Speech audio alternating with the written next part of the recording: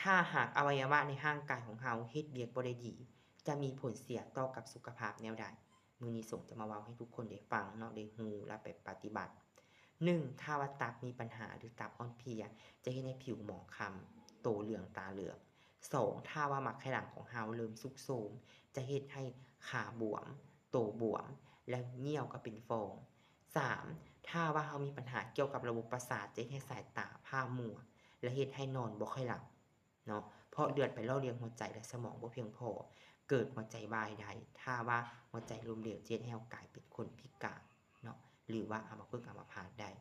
อันนี้มันเกิดขึ้นที่ตัวของเราเนาะหลายคนอาจจะเบิ่งข้ามเนาะและมีปัญหาหลายอย่างตามมาคือปัญดงข้อโรคเกาต์มีปัญหาเรื่องน้ำในหูบ่เท่ากันเนาะอันนี้เราปรับเปลี่ยนเลยถ้าเราเป็นคนหนึ่งที่บ่อยากนอนติดเตียงตลอดชีวิตฟังแล้วไปปฏิบัติคนใดที่มีปัญหาใดเนาะส่วนหลายที่ว่าเราพบเจอตอนนี้คือนอนบ่หลับขับถ่ายบ่สะดวก2ปัญหานี้คือเป็นปัญหาหลักที่เฮ็ดให้คนเรา